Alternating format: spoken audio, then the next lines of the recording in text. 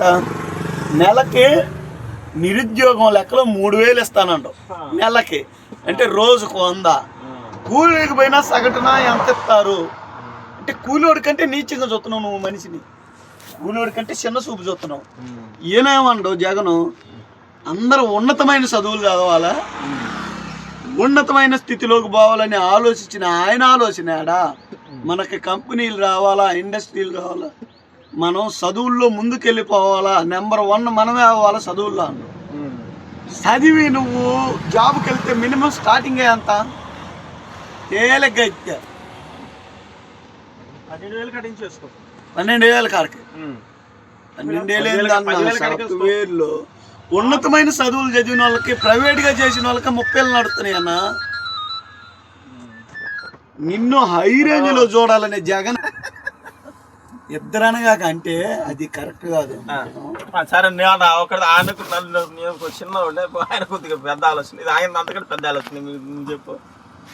మనకు ఒక స్టీల్ ప్లాంటే వచ్చేది, స్టీల్ ప్లాంట్ ఒక్కటే వైజాగ్లో స్టీల్ ప్లాంటే మనది ఆదాయానికి వచ్చేది ఆదాయం. ఇక రవాణా శాఖ వచ్చినా, రైల్వే శాఖ వచ్చినా, ఆయన తక్కువ ఏది వచ్చినా ముందు అది ఒక్కటే మెరుగ్గా ఉంది మనకి ముందు మీద.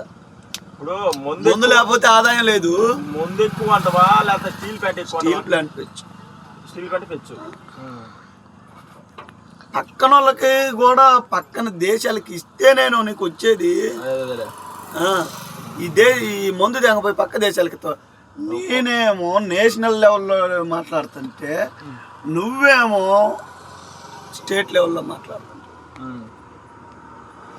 స్టేట్ అంటే రాష్ట్రం, అదే తెలుసులే. నేనేమో ఇండియా వరల్డ్గా మాట్లాడుతున్నా. నువ్వు రికార్డు చేయి, ఏ శాసారావు మైక్ లైన్ ఇయ్యాలని.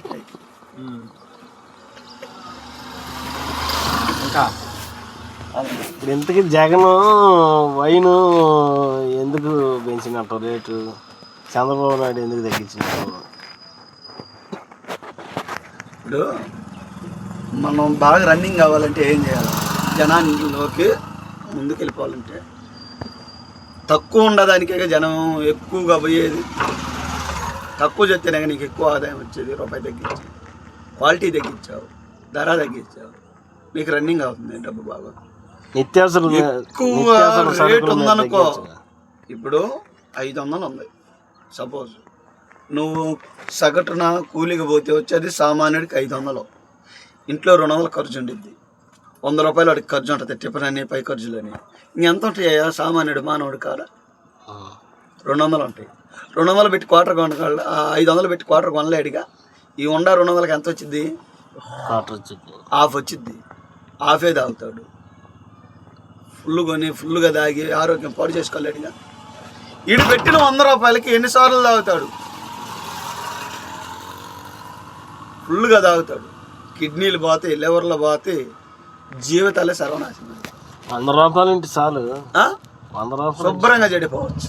70 రూపాయలు ముందు, 70 రూపాయలు 5 రూపాయలు తాగొచ్చు, 5 రూపాయలు అన్నా క్యాంటీన్, 5 రూపాయలకి అన్నా క్యాంటీన్ తినొచ్చు. తెల్లం పిల్లల్ని సరదా ఇచ్చే పని ఉండదాడు. బాగా చెడిపోండి అని చెప్పొచ్చు చంద్రబాబు ప్రభుత్వం.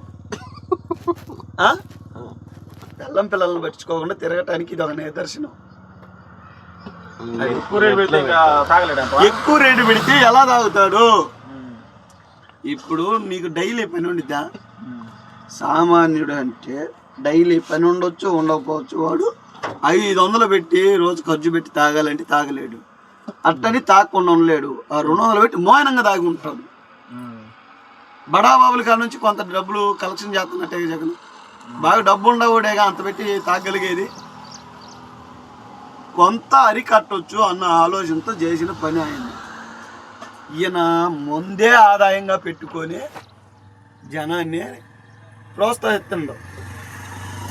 అది జగన్కి చంద్రబాబు చేసిన లెక్క ఏంది? కొన్ని కోట్లు పెట్టి రేషన్ వేయటానికి బండ్లు కొండు, అయిన ఇంకొక విధంగా దాని మీద సింబల్ మార్చి జనాల్లోకి వచ్చి వీధి తిరిగి ఇవ్వచ్చుగా. సింబల్ మార్చుకో, ఈ మన ఆంధ్రప్రదేశ్లో ఉన్న పాలిటిక్స్ అయ్యే కదా. సింబల్ మారు, నీ బొమ్మ వేయించుకో, లేదంటే కళ్ళజోడు పెట్టు, బొమ్మ వేపించి జనంలోకి పోయి ముసలోళ్ళు ఉంటారు, కుంటోళ్ళు ఉంటారు, గుడ్డోళ్ళు ఉంటారు. రేషన్ తీసుకోవాలంటే ఏడో ఉంటుంది డీలర్ షాపు, అడకెళ్ళి తీసుకోవాలంటే అందరూ పోవచ్చు కదా. ఆ మాట నువ్వు అన్న బాగానే ఉంది. సింబల్ మారమన్నావు. వీళ్ళేమంటారు ప్రతిపక్ష నాయకులు, నువ్వు మా బండ్లు కొనుక్కొని ఊరికి సింబల్ మార్చుకుంటే ఉపయోగం ఉంది, నువ్వు కొనింది కాదు చేసింది కదా, మేము కొన్ని బండ్లే కదా అని అంటాడు. ఆయన సొమ్మేం కాదు, ఎవరు? జగన్ సొమ్మేం కాదు, చంద్రబాబు సొమ్మేం కాదు, ప్రజలది. ప్రజలది నువ్వు దుర్వినియోగం చేస్తావా? ప్రజలది ఆ మాట అంటారు కదా. మేము అంటారండి. రాజకీయాన్ని జగన్ చంద్రబాబు కలిసి బస్టు పెట్టిస్తే ఎవరు డబ్బు ఆడుతున్నారు? ఆయన ఈయన. ఎవరు డబ్బు మనది ఆయనే కానీ. మరి నువ్వు దుర్వినియోగం చేసేది ఏంది? ఆ బలు రద్దు చేసావు, ఆ డబ్బు ఎక్కడిది? ఆ డబ్బు అంతా జగన్ తెచ్చిపెట్టినా, ఈయన తెచ్చిపెట్టినా ఆ డబ్బు ఎక్కడిది? ఏది చేసినా ప్రజలదేగా. అసలు నువ్వు నేను ఎక్కుదమ్మా వాళ్ళిద్దరు. నువ్వు అట్లా చెప్పగా నాకు నీరసం వచ్చింది. నువ్వు నేను ఎక్కుదమ్మా ఏంది వాళ్ళిద్దరు మీకు చేత కావట్లేదు.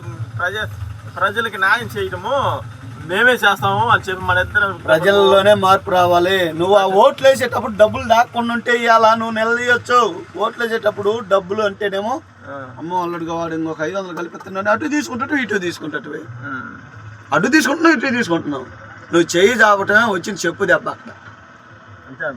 తీసుకోకుండా ఉంటే నువ్వు నిలదీయొచ్చు. ఇవాళ ఓరా నిన్ను ఆయాలు ఎగ్గొనేసాను, ఆ నుంచి తెచ్చి పెట్టాను అనుకున్నావు.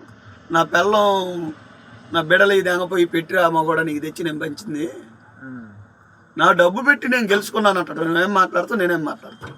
నువ్వేం మాట్లాడి నేనేం మాట్లాడలేదు. మరి అదే ఇప్పుడు మన కల్లి తెలుగు రాష్ట్రాల్లో వచ్చింది అదే. అటు ఫారిన్ కంట్రీస్ పోయి చూడుకో, ప్రజలదే తీర్పు. మరి అదన్నా మన రాష్ట్రాల దుస్థితి పరిస్థితి. కొన్ని రాష్ట్రాల్లో అసలు ఏముండదు, మామూలుగా ఓట్లు వేసి అంత